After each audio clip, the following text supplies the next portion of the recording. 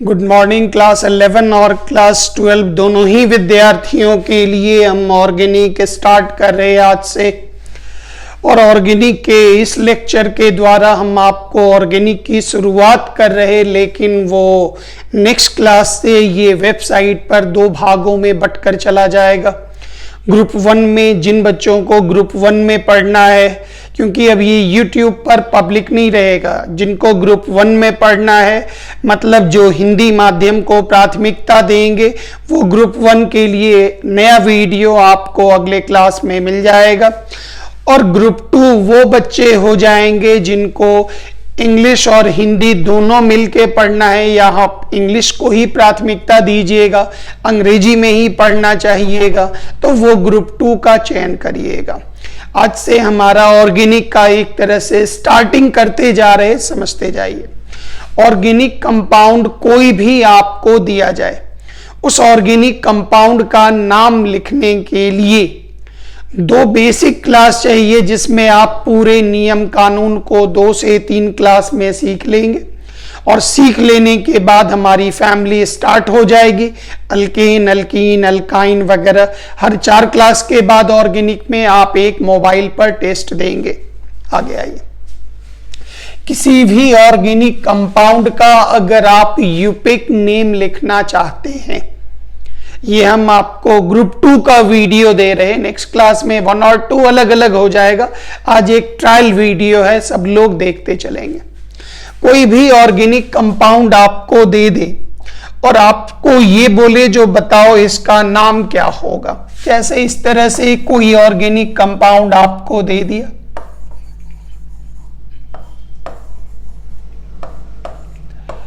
और आपसे ये मांगा जा रहा बताएं इस ऑर्गेनिक कंपाउंड का नाम क्या होगा, बताएं।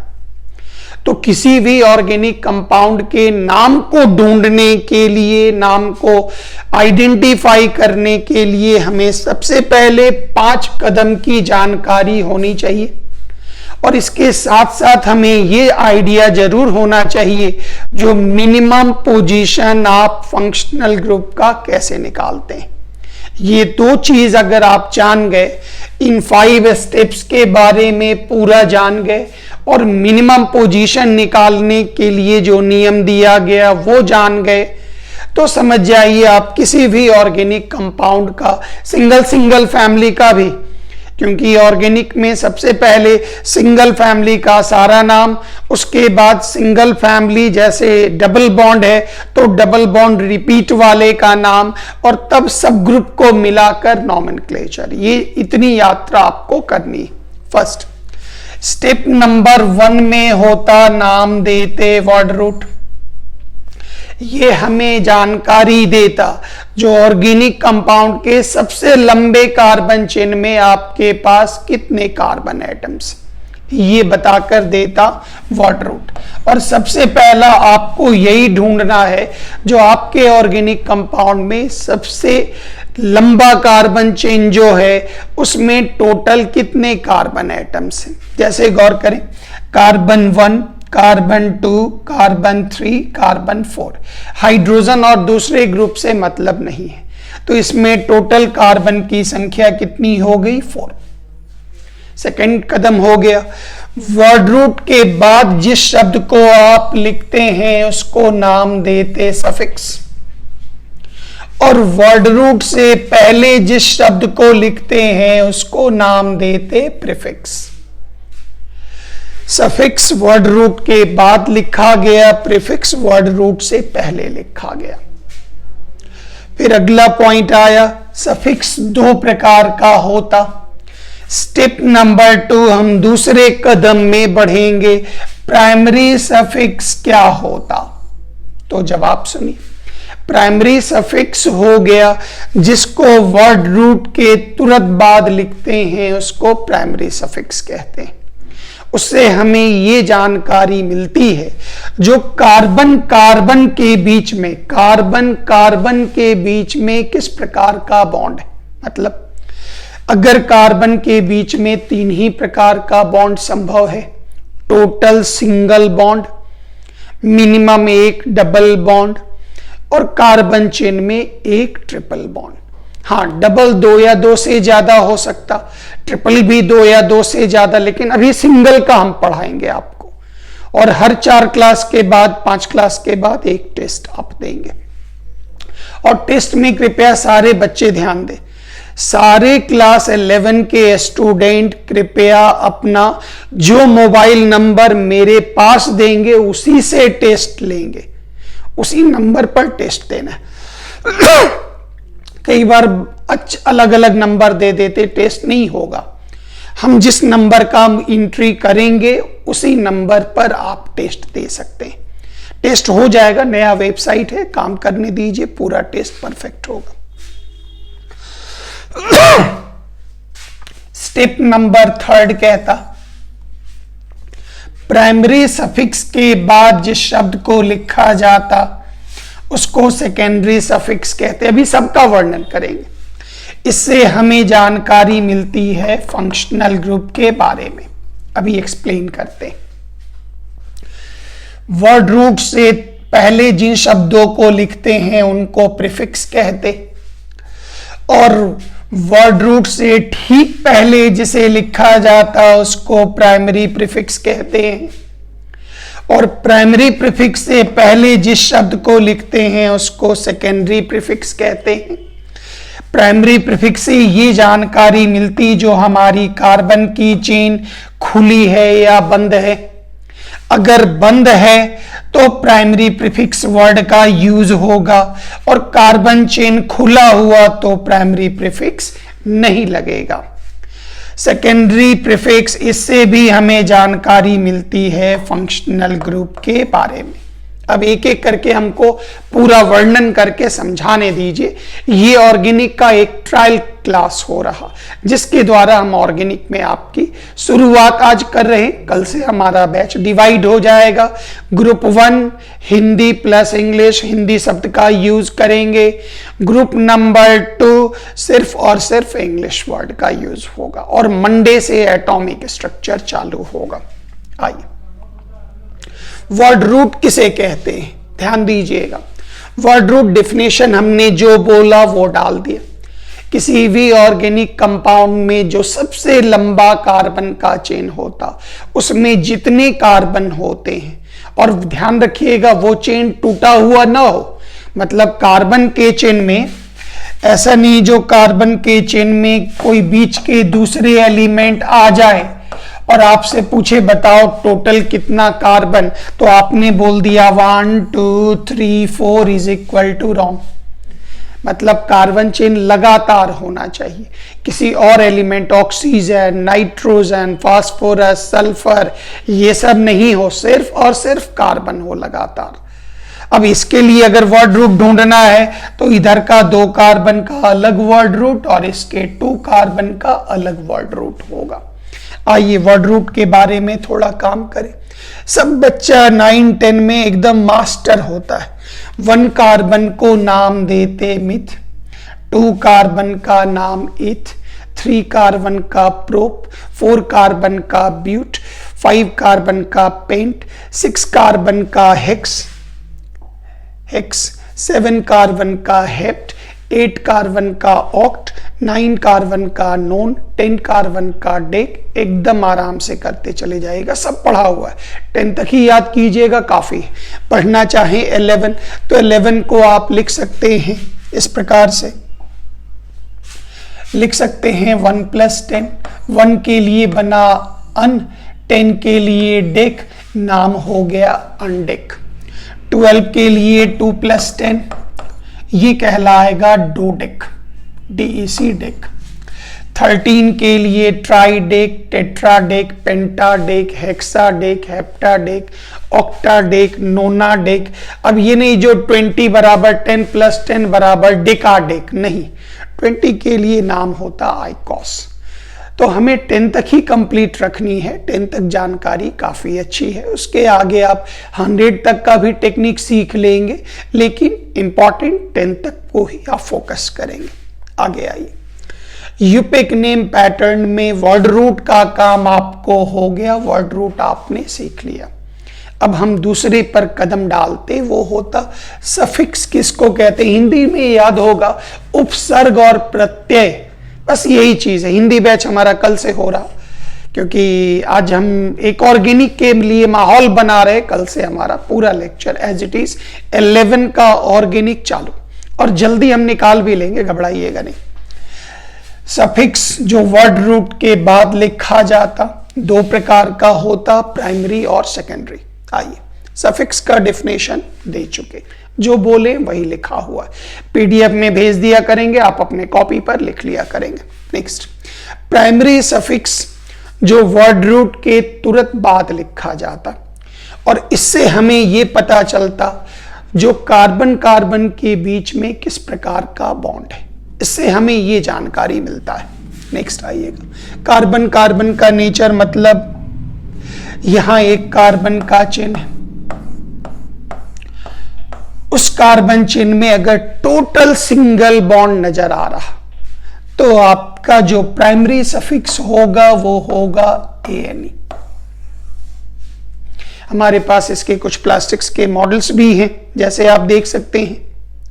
ये हमने अलग अलग मॉडल लिया।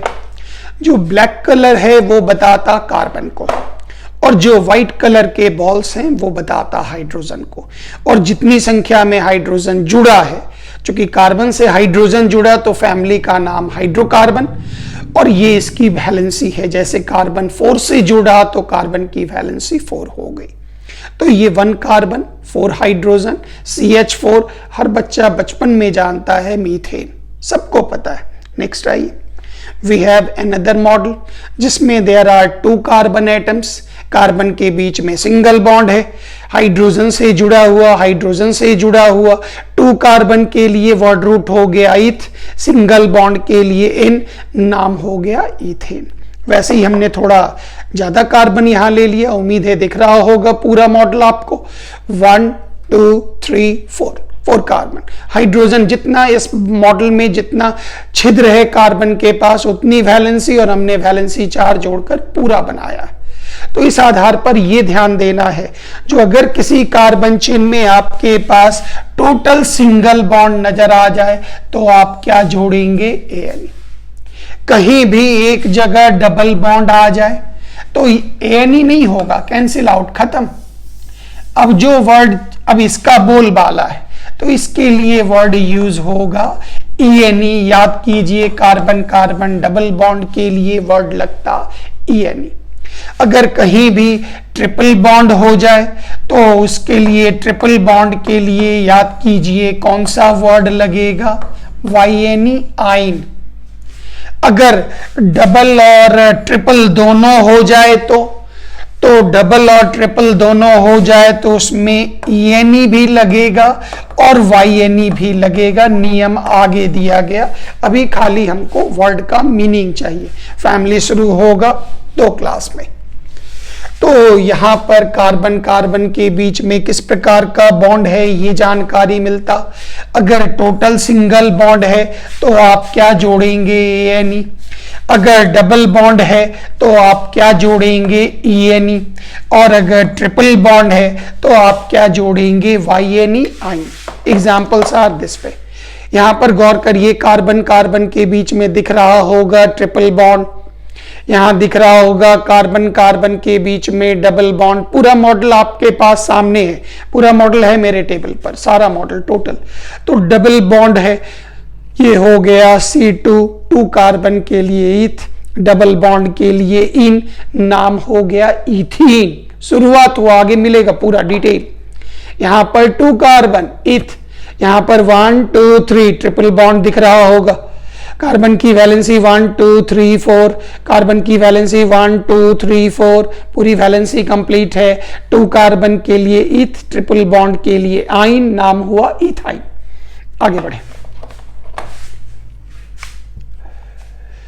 सेकेंडरी सफिक्स क्या है? तो सेकेंडरी सफिक्स हो गया जो प्राइमरी सफिक्स के बाद आता उसको बोलते सेकेंडरी सफिक्स। सेकेंडरी सफिक्स ये बताता जो उस ऑर्गेनिक कंपाउंड में कौन कौन से फंक्शनल ग्रुप मौजूद हैं, कौन कौन से क्रियाशील मूलक मौजूद हैं, उसका वो आइडिया देता है। तुरंत एक सवाल, सर फंक्शनल ग्रुप क्या हुआ? तो गौर करिए, ये जो फैमिली होता है ऑर्गेनिक में, ये कार्बन और हाइड्रोजन से जुड़कर बना, नाम है हाइड्रोकार्बन। अब इस हाइड्रोकार्बन की एक अपनी क्रियाशीलता है, रिएक्टिविटी। अब इस हाइड्रोकार्बन में, जैसे हमने 2 कार्बन का लिया, ये ज्यादा इजी, 2 कार्बन का हमने लिया, याद कीजिए ये हो गया इथेन, इसकी फैमिली का नाम हो गया, ये हाइड्रोकार्बन है, अल्केन फैमिली का सदस्य। अब किसी रिएक्शन के द्वारा अगर इसके एक हाइड्रोजन को हम हटा दें या एक से ज्यादा हाइड्रोजन को हटा दें और उसके जगह पर कोई दूसरे ग्रुप को अगर हम जोड़ दें, जैसे कोई दूसरे ग्रुप को हमने जोड़ दिया, कोई भी ग्रुप हो सकता, कोई दूसरे ग्रुप को हमने जोड़ दिया, तो इस ग्रुप को नाम देते फंक्शनल ग्रुप। तुरंत एक सवाल, क्यों जोड़ेंगे? इसकी उपयोगिता बढ़ाने के लिए, यूटिलिटी बढ़ाने के लिए। जब तक आप नहीं जोड़ेंगे तब तक ये नए कंपाउंड का निर्माण करेगा नहीं, और नया कंपाउंड नहीं बनेगा तो उसका यूज कैसे होगा, अलग अलग उपयोगिता कैसे होगी, वो हमारे दैनिक जीवन में कैसे काम आएगा।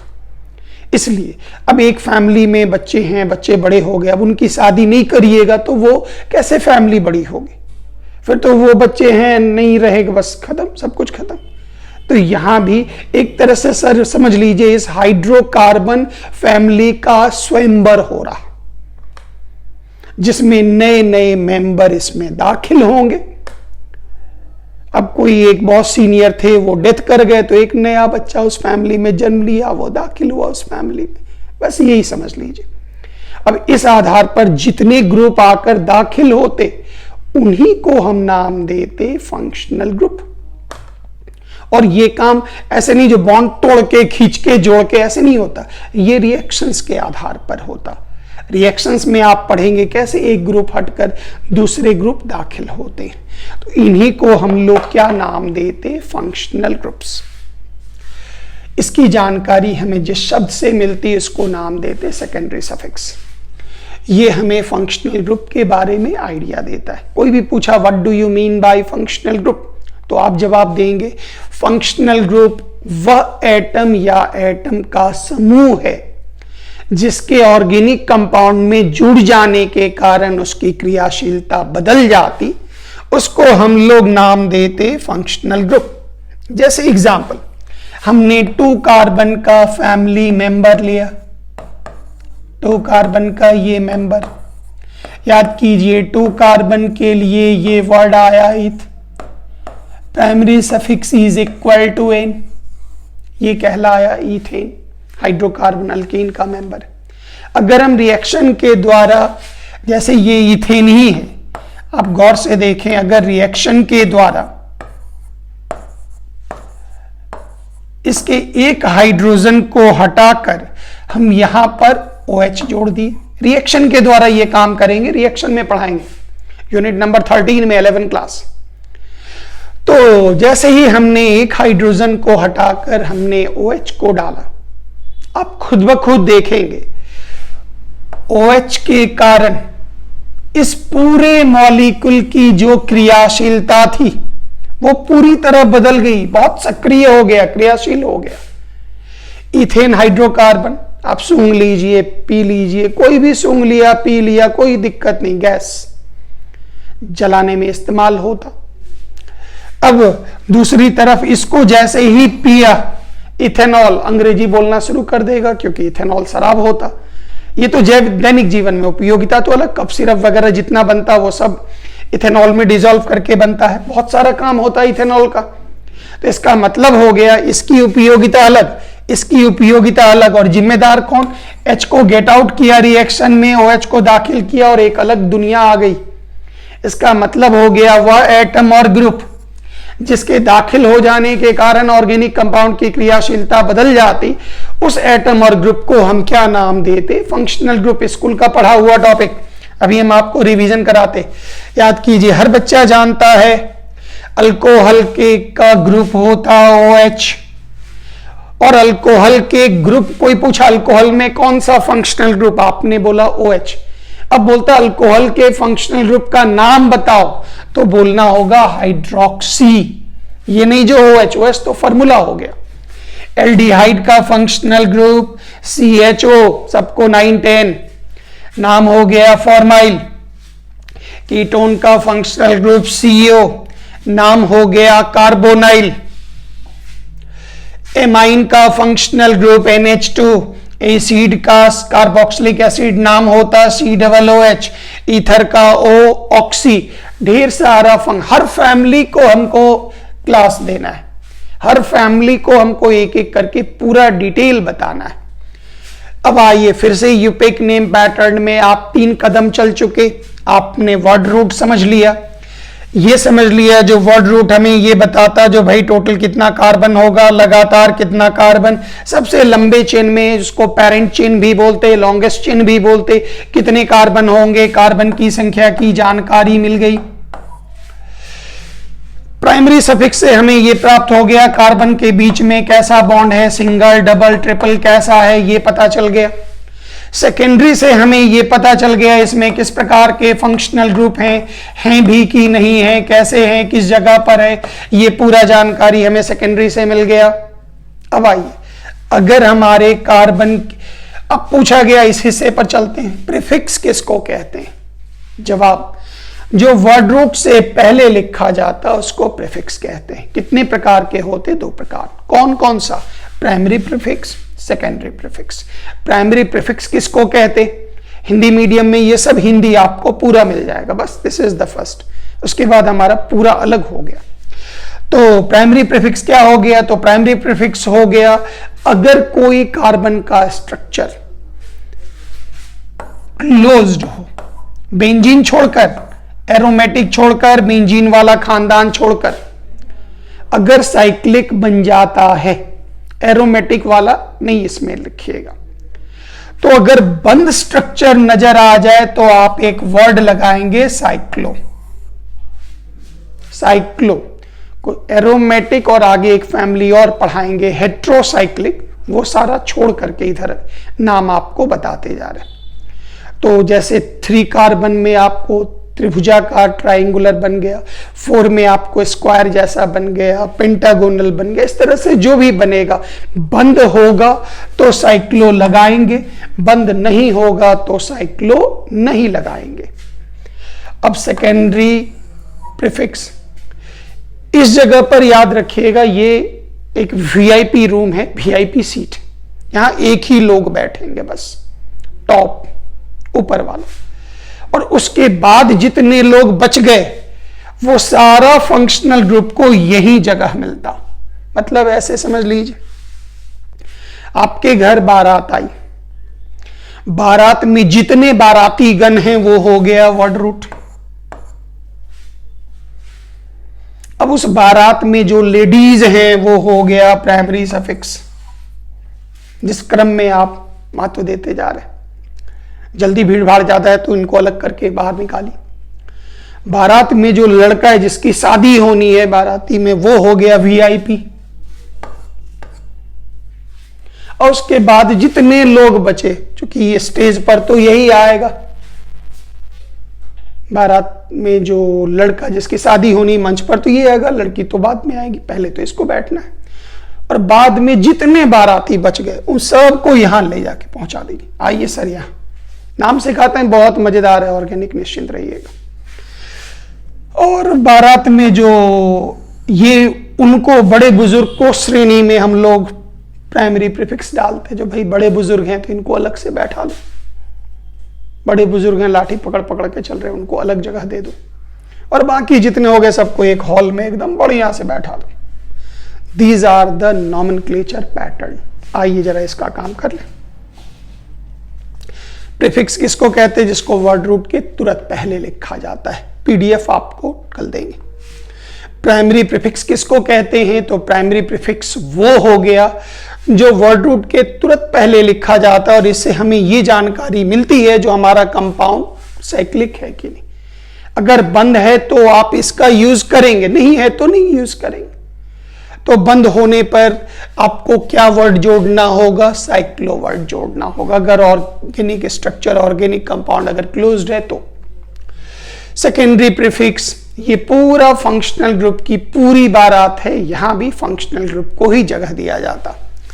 Cl के लिए नाम हो गया क्लोरो, NO2 के लिए नाइट्रो, NH2 के लिए एमिनो। हर फंक्शनल ग्रुप का एक अपना, जरूरी नहीं है लेकिन हर फंक्शनल ग्रुप का ऑन एन एवरेज अपना सेकेंडरी प्रीफिक्स या सेकेंडरी सफिक्स नेम होता, किसी किसी में लिमिटेशंस होती, नहीं होता। लेकिन सबसे बड़ी बात अगर देखिएगा तो फंक्शनल ग्रुप या तो लास्ट में या फंक्शनल ग्रुप पहले, बीच में जिसको भरना हो वो अपना अपना जगह है। तो फंक्शनल ग्रुप फर्स्ट में भी आ रहा और फंक्शनल ग्रुप लास्ट में भी जा रहा, वही तो नाम में आपको सिखाना है। ये टॉपिक आप